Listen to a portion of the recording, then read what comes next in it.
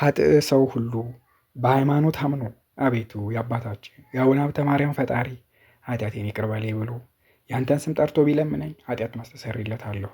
አንተ ስለወደደኸኝ ንጹሕ ማደሪያ ስለሆንከኝ በዚህ ወራት እንዳንተ ያለ ንጹሕ ድንግል ልበሰፊ ነገረ ኃላፊ ትህትናን የያዘ ደግ አዋቂ ብልህ ታጋሽ የሆነ የለምና አለው።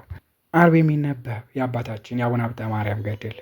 አብን በልብ ወልድን በቃል መንፈስ ቅዱስን በስትንፋስ መስለን ሦስትነትን ስለተናገርን በባህሪ በሕልውና አንድነታቸውን አምነን በዕለተ ዓርብ የሚነበበውን የአባታችን የአቡነ ሀብተ ማርያምን ገድል እንጽፋለን። ከዚህ በኋላ ወደ ምዕራብ በመለሰ ጊዜ ብዙ ቅዱሳን ሲመጡ አየሁና ከእነርሱ ጋር በአንድነት መሄድን ጀመርን። ስንሄድም ብዙዎች አጋንንት እየተደነባበሩ ወደ ታች ሲወርዱ አየን። የሊያ አጋንንት ስራቸው ምንድን ነው ብለን እርስ በርሳቸው ስንጠያየቅ ከእኛ አንዱ ስራቸውን ማን በነገረን ነበር ብሎ ተመኘ። ይህንንም ስንነጋገር መንፈስ ቅዱስ ከቅዱሳኑ መካከል ለይቶ ወሰደኝ። እሊህም አጋንንት ወዳሉበት አደረሰኝ። ነፍሱን ከስጋው ሊለዩ ወደው አንዱን ሰው ሲይዙ ታየሁ። ያን ጊዜ ያችን ነፍስ አምጧት የሚል ቃል በእነሱ ላይ ስለተነገረ ከዚህም ቃል ጋር አምጧት የሚል ቃል ስለተጨመረ ያቺ ጎስቋላ ነፍስ ከስጋዋ ተለይታ ፈጥና ወደ ሲኦል ወረደች። ይህን ሁሉ ካየሁ በኋላ ተመልሼ መጥቼ የተደረገውን ሁሉ ለቅዱሳኖቹ ነገርኳቸው። በዚህም ጊዜ ያችን ነፍስ ይቅር ይላት ዘንድ ስለ እሷ አንድ ሆነን ልዑል እግዚአብሔርን ማለድ ነው። ለጣዖት ስትሰግድ ስለኖሮች ይህችን ነፍስ አልመራትምና አትድከሙ የሚል ቃል ከልዑል እግዚአብሔር መጣልን። ልመናችንን የማትቀበል ከሆነ በከንቱ ሰብስበህናልና ብለን አዘንን። ሕገ እግዚአብሔርን የዘነጉ ሰዎችን ቅጣት እንድታዩ ነው ቢለን ሕገ እግዚአብሔርን የዘነጉ ሰዎች ሲቀጣቸው ለደጋጎች ሰዎች ዋጋቸውን ሲሰጣቸው አይተን አንዱ ነን አመሰገን ነው። ከዚህ በኋላ መልሶ ወደ ሌላ ሀገር ወሰደኝና ከዚያችን በመልአኩ በቅዱስ ራጉኤል ልጅ በመብረቅ ወርዶ አንዱን ሰው ወደ ምድር ላይ ሲጥለው አየሁ። በዚያን ጊዜ የዚያ ሰው ነፍስ ከስጋዋ ከተለየች በኋላ አጋንንት እጅ ስላደረጓት ዘወትር ከኔ ጋር የሚኖር መልአክ ነፍሲቱን ለመረዳት ተበንኪቶኝ ሄደ። ያችም ነፍስ ካለችበት ደርሶ ወዳጄ ራጉኤል ሆይ ይህ ሰው የኔ አገልጋይ ነው፣ ለምን ገደልከው? አለው። መልአኩ ቅዱስ ራጉኤልም ሰንበት ሳይለይ ዝሙትን መስራት የለመደ ስራውም ዝሙት ስለሆነ ፈጣሪ ግደለው ብሎ ስላዘዘኝ ነው ብሎ መለሰለት። ኃጥአንን ሊያጠፋ እንጂ ጻድቃንን ሊያጠፋ መብረቅ እንዳይታዘዝ አንተስ ታውቅ የለምን? አለው። ይህንም ሲባባሉ ሄደው ከቅድስት ሥላሴ ፊት ደርሰው ሰገዱ። ቅዱስ ሚካኤልም እግዚአብሔርን ስምህን የጠራ ዝክርህን ያዘከረ ሁሉ በአንተ ጸሎት ከፍዳ ይዳንልህ ብለኸኝ ነበር። ይቺ ነፍስ የኔ አገልጋይ ናትና ማርልኝ ብሎ እግዚአብሔርም አለደ። አሁንም ይህች ነፍስ አንተ የሰጠኸኝ ቃል ኪዳን አምና ስታገለግለኝ የኖረች ናትና ማርልኝ ብሎ ተማጸነ። እግዚአብሔርም በጎ ስራዋና ክፉ ስራዋን ባስመዘነ ጊዜ በጎ ስራዋ ከክፉ ስራዋ በለጠ። ያን ጊዜም ቅዱስ ሚካኤል ይችን ነፍስ በክንፉ ታቅፎ ወስዶ ለቅዱስ ገብርኤል ሰጠው። ቅዱስ ገብርኤልም ለቅዱስ ሩፋኤል ካስረከበው በኋላ ለሰባቱ ሊቃነ መላእክት ያስረከባትና ሰባቱ ሊቃነ መላእክት አንዱ ወደ አንዱ እየተቀባበሉ ከመስቀል ዘንድ አደረሷት። ከመስቀልም ዘንድ ካደረሷት በኋላ ለመስቀል አሰግደው መስቀልን አስካሳለሟት በኋላ በቅዱስ ሚካኤል አማላጅነት ወደ ገነት አስገቧት። ያም መልአክ ወደ እኔ በተመለሰ ጊዜ መስቀል ታሳልሟት ዘንድ ያችን ነፍስ ወደ መስቀል ለምን ወሰዳችኋት አልሁት። በትልቅም በትንሽም ነገር ክርስቲያናዊትን ነፍስ የሚቃወም ቢመጣባት ድል የምትነሳበትን በመስቀል ፍርድ ይታይላታልና ስለዚህ ነው አለኝ። ሉቃስ 22 ከቁጥር 41 እስከ 42፣ መዝሙር 81። የሚከራከራት ቢኖር ግን እንዳየው ወደ መስቀል ባደረሷት ጊዜ የሚቃወማት ሰይጣን ይርቅላታልና ዳግመኛም አይከራከራትም። ዛሬም ይህችን ነፍስ የሚከራከራት አልነበረምና ስለዚህ ወደ መስቀል ለመውሰድ አፈጠንን፣ ሰይጣን ሊከራከራት እንዳይቻል አለኝ። ከዚህም በኋላ ቅዱስ ሚካኤል ወደ ሰማያዊት ኢየሩሳሌም አውጥቶ በውስጧ ወዳለው ቦታ ወስዶ ጊዜ ከዚያ አቆመኝ። እንዲህም ባለ ስራ ሳለሁ የልዑል እግዚአብሔር የባሕርይ ልጁ የሾማቸው 12 ሐዋርያት ወደ እኔ መጥተው ሀብተ ማርያም ሆይ ከልጅነት እስካሁን የሰራኸውን ኃጢአት እኛ ከሰራን ያጎደልከውን ቃል መንፈስ ቅዱስ ይቅር ብሎሃል አሉኝ። ማቴዎስ 16 ከ15 እስከ 21፣ ሉቃስ 22 ከ28 እስከ 30፣ ዮሐንስ 1 እስከ ቁጥር 23። ለእነርሱ ሰግጄ ቡራኬን ከተቀበሉ በኋላ መልአኩ ልብሰ ተክህኖ ልብስ ለብሶ በዕርፈ መስቀል የእሳትን ፍህም አንስቶ ከንፈሬን አስነካኝ። በፍቅር አንድነት ተመልሰህ ቀድሞ ወደ ነበርክበት ግባና ቢሰሙ የዚህን ዓለም ሕዝብ አስተምራቸው አለኝ። እንዲመለሱ በደላቸውን ሁሉ አስረዳቸውና ባይቀበሉ እኔ እፈርድባቸዋለሁ ባለኝ ጊዜ ወደ ቦታዬ መልሶኝ በእግሬ ካቆሜ በኋላ ከእኔ ተሰወረኝ። ራሳቸውን አርቀው ይህ ራእይ የአቡነ ሀብተ ማርያም ነው ካሉ በኋላ ራሳቸውን አቅርበው ያን ጊዜ አለቀስኩኝ አሉ። ከዚያች ቀን ጀምሮ በመንፈስ ቅዱስ ተገልጦለት ያልተደረገውን እንደተደረገ፣ ያልመጣውን እንዳለፈ፣ ከሰማይ በታች ከምድር በላይ ያለው የተሰወረውን ሁሉ አወቀ። ሁሉን ከተናገረው ጭምር እንደ ጎርጎሪዎስ እና እንደ ዮሐንስ አንድነቱ ሶስትነቱን ሲናገር በመዓልትም በሌሊትም ከአፉ ሳያቋርጥ 5 ቀን ኖረ። 5ቱ መነኮሳት ከአነጋገሩ ድምፅ የተነሳ እያደነቁ ድርሰቱን ሲሰሙ ሰነበቱ። ወዳጄ ሀብተ ማርያም በ5ቱ ቀን የተናገረውን ሚስጥር እስኪሞት ድረስ ለማን እንዳትናገሩ የሚል ፍጹም ኃይለ ቃል ከሰማይ ወደ እነርሱ መጥቶ ተነገረ። ከሞተ በኋላ ግን ያስተማረውንና የተናገረውን ሚስጥር ለሚያስተውል ሰው ንገሩ የሚል ነው። እሊህም ክቡራን ሰዎች ይህን ከሰሙ በኋላ ስላዩት ስለሰሙት ነገር እጅግ አደነቁ። የተገለጠለት ሚስጥር የተናገረባቸውንም ዕለታት የታወቁ ናቸው። እንዲሁም 9 የጌታችን ኢየሱስ ክርስቶስ በዓላት፣ 33ቱ አምላክን የወለደች የቅድስት ድንግል ማርያም በዓላት ናቸው። ከንዑሳንም የመስቀል በዓላት፣ የ12ቱ ሐዋርያት በዓላትና የዮሐንስ መጥምቅን በዓል ናቸው። ትንቢትን የሚያናግር ክብርን የሚያሰጥ መንፈስ ቅዱስ በመጣለት ጊዜ አንድነቱን ሶስትነቱን ለማራቀቅ አባታችን አቡነ ሀብተ ማርያም ፈጥኖ ከተነሳ በኋላ ወገቡን ታጥቆ ፊቱን 1 ጊዜ 2 ጊዜ እያማተበ 4ቱን ማዕዘን በትምህርተ መስቀል ባርኮ ሰማዩንም ምድሩንም ከባረከ በኋላ አንድ አምላክ በሚሆኑ በ3ቱ ስም አምኜ እያመንኩና እየተማጸንኩ ጠላቴ ሰይጣንን በእናቴ በቅድስት ቤተክርስቲያን ፊት እክዳለሁ። ለዚህ ምስክሬ ቅድስት ድንግል ማርያም ናት። ጸወን ደገፋ የምትሆነኝ በዚህም ዓለም በወዲያኛውም ዓለም ለዘላለሙ አሜን። ይህንን 23 ጊዜ ከደገመ በኋላ መንፈስ ቅዱስ እንደገለጠለት ትንቢቱን መናገር ይጀምራል። የተናገረውም ትንቢት በሌላ መጽሐፍ ተጽፎ አለ።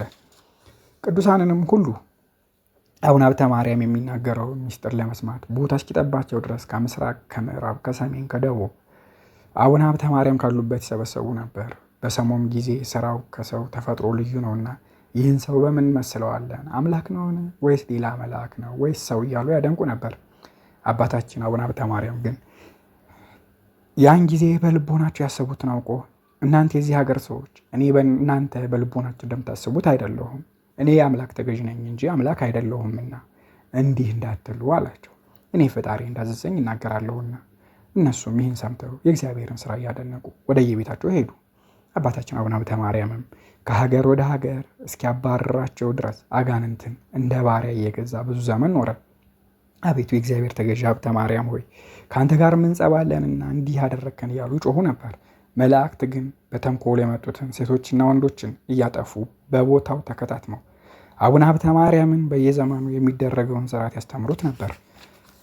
ከዚህ በኋላ የመላእክት አለቃ ቅዱስ ሚካኤል አቡነ ሀብተ ማርያም በአንተ ትምህርት የሚድኑ ብዙ ሰዎች አሉና ማዕረገ ቅስና እንድትቀበል ና ወደ ጳጳሱ እንሂድ አለው። እርሱም በመታዘዝ ደስ ብሎት እሺ ብሎ መልአኩን ተከትለው እርሱም ሄዶ ከጳጳስና ማዕረገ ቅስና ከተቀበለ በኋላ በላዩ ላይ መንፈስ ቅዱስ ስላደረበት በጸጋ ላይ ጸጋ በክብር ላይ ክብር ተጨመረለት። ቅዱስ ሚካኤልም እንደ ሚዜና እንደ ባልንጀራ ከእርሱ ጋር በየጊዜው ሁሉ የእግዚአብሔርን ምስጋና ሲጫወት ኖረ። ቀድሞ ወደ ነበረበት ሀገርም በደረሰ ጊዜ በቃሉ መናፍስት ርኩሳንን ድል እየነሳ አጋንንትንም ከሰው ላይ እያወጣ ተአምራትና ድንቅ ስራን በዚያች ሀገር ውስጥ አደረገ። ከዚህ አስቀድሞ ጓና በምትባል ሀገር ይኖር ነበር። በዚህም ሀገር ሳለ መንፈስ ቅዱስ ባደረበት ጊዜ እንደ ኤርሚያስና እንደ ኢሳያስ የአንድነትና የሶስትነትን ሚስጥረ መለኮት ተናገረ። በሀገሩም ያሉ ሰዎች ሁሉ ትምህርቱን ለመስማት ይጣደፉ ነበር። እርሱም የአንዱን ክፉን በጎውንም ቢሆን ስራቸውን እየገለጠ ያስተምራቸው ነበር። ያን ጊዜ መንግስተ ሰማያት ልትሰጥ ቀርባለችና ንስሐ ግቡ እያለ ስላስተማራቸው ሰምተው በመደንገጣቸው ኃጢአታቸውን አብሯቸው ለነበረ ቄስ እየነገሩ ንስሐ ገቡ። ቄሱም እንደ ኃጢአታቸው መጠን እንደሚገባ ንስሐውን ይሰጣቸው ነበር። አባ ሀብተ ማርያም በመንፈስ ቅዱስ ኃጢአታቸውን ሁሉ አስተሰርዮላቸዋልና ነገር ግን እንደ ቀድሞው ኃጢአታት እንዳትሰሩ አላቸው። ከእንግዲህ ወዲህ ግን በዘላለም ድህነት ጸንታችሁ ትኖሩ ዘንድ በጎ ስራ ስሩ፣ ይኸውም እርስ በርስ መፋቀር ነውና ክፉ አትስሩ። ዮሐንስ 8 ከቁጥር 11። አባታችን አቡነ ሀብተ ማርያም የሚመጣውን ትንቢት ያለፈውንም ምስጢር በማወቅ አብዝቶ ባስተማረ ጊዜ የሀገሩ ሰዎች እርስ በርሳቸው ይህ ሰው ስራው ምንድን ነው ተባባሉ። እንዲህ የሚናገር የሚመጣውን ምስጢር የሚተረጉም አይሁድ ጌታን ሰይጣን አድሮበታልና ለምን ትምህርቱን ትሰሙታላችሁ እንዳሉ በዚህም ሰው ጋኔን አድሮበት እንደሆነ እንጃ አሉ። ነቢያትም ስለ ክርስቶስ የተናገሩት ትንቢት አልፎ ተፈጽሟል። እኩሌቶቹም ሰይጣን ምጽዋት መጾቱ መስዋዕት ሰው ሰንበት አክብሩ ይላልን አሉ። ጌታ በወንጌል ሰይጣን ሰይጣንን ማስወጣት ይችላልን እንዳለ ወይስ ሰይጣን ሰይጣንን ማስወጣት ይችላልን አሉ። ሰይጣንም ሰይጣንን የሚያስወጣው ከሆነ እርስ በርሱ ተለያየ፣ መንግስቱስ እንደምን ትጸናለች? እንደ ወንጌል ሀተታ በል እርስ በርሶ የምትጣላ መንግስት ፈጽማ ትጠፋለች እንደሚል በማቴዎስ 12 ከቁጥር 23 እስከ 28። ወይስ ሰይጣን ጾምን ጸሎትን ይወዳልን? ይህንን ስራ ተውና ለአንድ ጊዜስ እንኳን በጎ ስራ ልስራ ባለ ጊዜ ስመ ሥላሴን ጠርቶ በመማተብ አይጀምርም። ኑር ክቡር የሚሆን አባ ሀብተ ማርያም ግን ስራውን ፊቱን በመማተብ ይጀምራል። ፊልጵስዩስ 3 13-15 አንደኛ ቆሮንቶስ 1 18 ከሚመጣ መቅሰፍት የተነሳ ለምድሪቱ ወዮላት፣ ይልቁንም በዚች ሀገር ላሉ ሰዎች ወዮላቸው ሲል መንፈስ ቅዱስ በላያቸው ላይ ቃል አሰማ። የመረጥኩትን ወዳጄን ንቀውታል አቃለውታልና፣ እርሱም ብቻ ናቁ ያቃለሉ አይደለም እኔንም ናቁኝ አቃለሉኝ እንጂ እኔ ፈጽሜ ንቄያቸዋለሁና። ወዳጄ ሀብተ ማርያምን ግን እንደ ሙሴ መርጬ ከሁሉ ሕዝብ በላይ ሾማለሁ። ሌላም መልአክ አቤቱ በደምህ የዋጃቸው ሕዝብ እንዳይጎዱ ተቆጥተህ በሕዝቡ ላይ መዓትን አታውርድ አለው። ለምልክት ይህ የመቅሰፍት ዕድል በኃጥአን ላይ አድርግ እንጂ። ጌታም መልአኩን እኔ የወደድሁትን አደርጋለሁ ለአንተ ከዚህ ምን አለ ብሎ መለሰለት። እኔ ግን ወዳጄ ሀብተ ማርያምን ወዳጄን ከናቀች ቃሌን ካቃለለች ከዚች ሀገር አወጣዋለሁ። መልአኩም ይህንን ቃል ሰምቶ ፈጥኖ ይወጣ ዘንድ አባታችን አቡነ ሀብተ ማርያምን አዘዘው። ከዚህ ሀገር ተነስቶ ወደ ሌላ ሀገር ይሄድ ዘንድ ስለታዘዘ ቅዱስ አቡነ ሀብተ ማርያምም የመልአኩን ቃል ሰምቶ ሁላጓት ወደምትባል ሀገር ሄዶ ኖረ። ከጓና ሰዎች አውራጃ በወጣ ጊዜ አንበጣ መጥቶ መሬቱን እስኪልስ ድረስ ሳሩንም ቅጠሉንም ሳያስቀር በሀገራቸው ያለውን እህል ሁሉ ጨርሶ በላባቸው። ሰዎችንም ለወሬ አንድ ሰውስ እንኳ ሳያስቀር ቸነፈር ፈጃቸው። አባታችን አቡነ ሀብተ ማርያም ግን ባለ ዘመኑ ሁሉ ፈጽሞ ከበረ ገነነ። ወሬውን በዓለም ሁሉ ተሰማ። ብዙዎች ሰዎች ከሮማ፣ ከግብፅ፣ ከአስቄጥስ ሲያት ከሚባል ገዳም እየተነሱ ወደ እርሱ ይመጡ ነበር። ከሀገሩም ሁሉ በአንበሳ የሚቀመጡ እንደ ንስርም ክንፍ የተሰጣቸው የበቁ ሰዎች ወደ እርሱ ይመጡ ነበር። እግዚአብሔር ከእነርሱ በላይ ከፍ ከፍ አድርጎታልና እጅ መንሻን እየሰጡ ከጎበኙ በኋላ የሚሹትን ነገር ሁሉ እርሱን ይጠይቁት ነበር። እርሱም የሚመጣውን እንዳለፈ የሚደረገውንም እንደተደረገ አድርጎ ይነግራቸው ነበር። እርሱም ከልጅነታቸው ጀምሮ እስከዛች ቀን ድረስ የሰሩትን ስራ ይነግራቸው ነበር። እነርሱ እውቀትን እያደነቁ እግሩን እጁን ሲስሙት እርሱም እንደነሱ እያንዳንዳቸውን ይሰማቸው ነበር። እርሱም ብቃታቸውን አይቶ ስራችሁ እንዲህ ሲሆን ለምን ወደ እኔ ትመጣላችሁ አላቸው። እነርሱም በማናቸውም ስራ እግዚአብሔርን በለመነው ጊዜ እርሱም በኢትዮጵያ የሚኖር እንደ ሙሴ ያለ ሀብተ ማርያም የሚባል ወዳጅ አለና ሁሉን ስለሚነግራችሁ ዘወትር እርሱን ጠይቁ ብሎ ስላዘዘን ነው አሉት። የእግዚአብሔርን ቃል ስለሰማን ወደ አንተ መጣን። እርሱም ከሩቅ መምጣታቸውን እያደነቀ ቅዱሳኑን በፍቅር በአንድነት ይሸኛቸው ነበር። አባታችን አቡነ ሀብተ ማርያም ከዚህ ዓለም በሞት እስኪለይ ድረስ ከሩቅ እየመጡ ቅዱሳን ዘወትር ሲጎበኙት በእንዲህ አይነት ስራ ኖረ። ዳግመኛም አብረውት የሚቀመጡ 3 ልጆች ነበሩ። አባ ሀብተ ማርያምም ልጆቹን ልጆቼ እኔ ሳላያችሁ እንዳትበሉ እንዳትጠጡ አላቸው። ከስስቱ ብዛት የተነሳ ያደረበት ሰይጣን በመብል ምክንያት ይሁዳ እንዳታለለ እናንተንም እንዳያታልላችሁ እኔ ሳላያችሁ እንዳትበሉ ያላቸው ነፍጎ አይደለም፣ ከጠላት ወጥመድ ቢጠብቃቸው ነው እንጂ። እነርሱ ግን አባታችን አንተ እንዳዘዝከን እሺ አንበላም ካሉ በኋላ እነርሱ ግን ከእርሱ እየተሰረቁ ይበሉ ነበር። አባታችን አቡነ ሀብተ ማርያምም አድሮበት ባለ መንፈስ ቅዱስ እየተደበቁ ሲበሉ አውቆ ተንኮሉ የበዛውን ከነሱ አንዱን ልጅ ከእኔ ጋር መኖር አይገባህምና ከእኔ ተለይተህ ሂድ፣ በወደድከውም ተቀመጥ አለው። እርሱም ተባሮ የትም ከሄደ በኋላ አንዱ ተናዶ ከባህር ገብቶ ሞተ። 3ኛውን ግን ዘመዶቹ አታለው ወደ ሀገራቸው ይዘውት ሄዱ።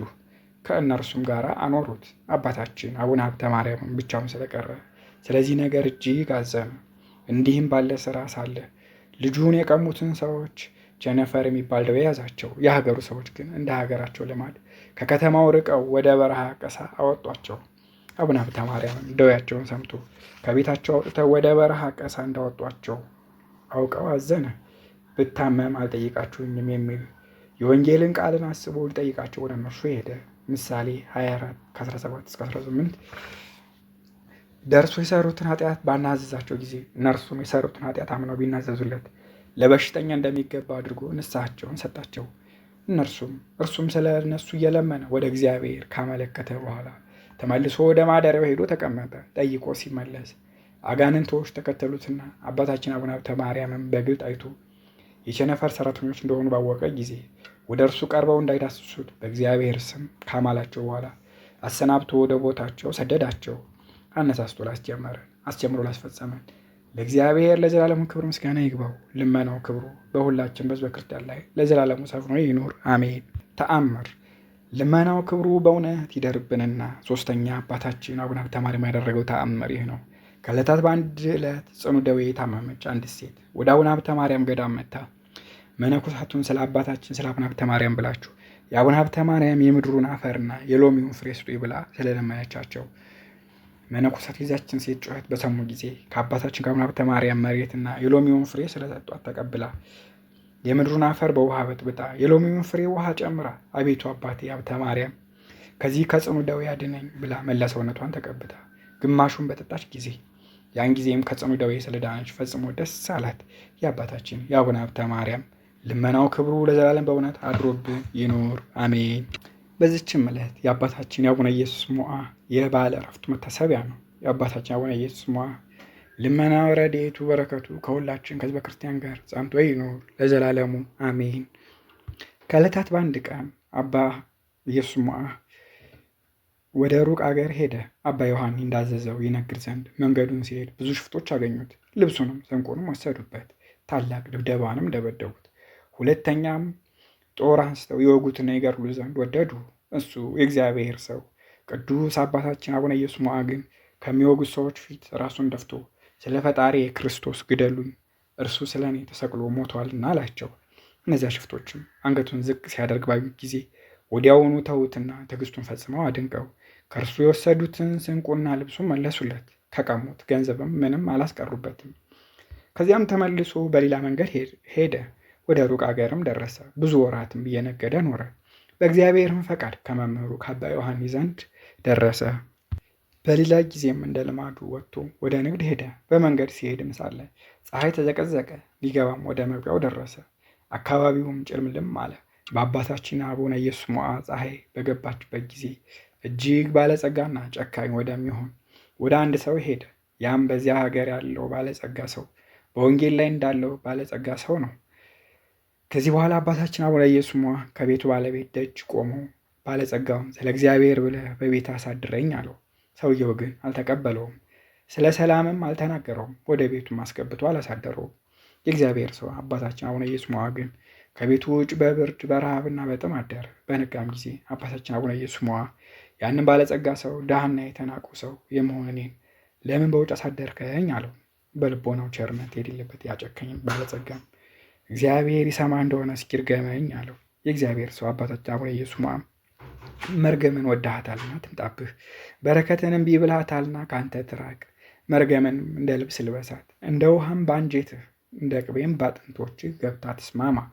ዘወትር እንደምትጎናጸፋት ልብስና እንደምትታጠቃት መቀነት ትሆንልህ አለው።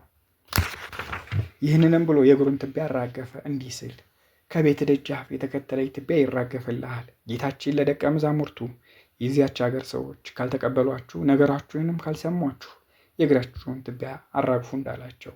ከዚህ በኋላ እንዲሁ አድርጎ የእግዚአብሔር ሰው አባታችን አቡነ ኢየሱስ ሞዐ ያን ጊዜ ወደ ንግድ ስራው ሄደ። በዚያ በትዕቢተኛው ባለጸጋ ላይ አንድ ኃይለኛ ገዢ መጣና በጠላትነት ተዋጋው። ከዚህ በኋላ በአባታችን በአቡነ ኢየሱስ ሞዐ ላይ የስድብ ቃል የተናገረ ያንን ትዕቢተኛ ባለጸጋን በጦር ወጋው። ከዚህ በኋላ ትዕቢተኛው ባለጸጋ ሞተ። ያም ገዢ ቤቱን በእሳት አቃጥሎ ሄደ። የባለጸጋው ሞት በክፉ አሟሟት ተፈጸመ። አቡነ ኢየሱስ ሞዐ ከንግድ ስራው ሲመለስ በእሳት የተቃጠለ የዚያን የትዕቢተኛ ባለጸጋ ቤት አይቶ የዚያች ሀገር ሰዎችን ያ ባለጸጋ ሰው ወዴት አለ? የትስ ሄደ? ቤቱን በእሳት እንደተቃጠለና እንደጠፋ አያለሁና ሲል ጠየቃቸው። የዚያች ሀገር ሰዎችም የሚበረታው አንድ ገዥ መጥቶ በታላቅ ውጊያ ተዋጋው፣ አቸነፈውም። በተሳለ ጦርም ወጋውና ክፉ አሟሟት ሞተ። ቤቱንም አንተ እንደምታየው በእሳት አቃጠለው። በመንገድ አጠገብ ያለውን መቃብሩን ታይ ዘንድ ና አሉት። አባታችን አቡነ ኢየሱስ ሞዐም ከዚያች ሀገር ሰዎች ጋር ሄደ። ያን ጊዜም የዚያን ትዕቢተኛ ባለጸጋ መቃብር አይቶ ስለደረሰበት መከራና ሞትም እጅግ አደነቀ። አምላኩ እግዚአብሔርንም አመሰገነ ለዘላለሙ አሜን። በረከቱና የመልካም ጉዞ ድካም፣ አማላጅነቱና የረዴቱ ኃይል፣ የድካሙም ገድል በልጆቹ ላይና ይህን መጽሐፍ በጻፈና ባጻፈ ላይ ይሁን ለዓለም ዓለም አሜን።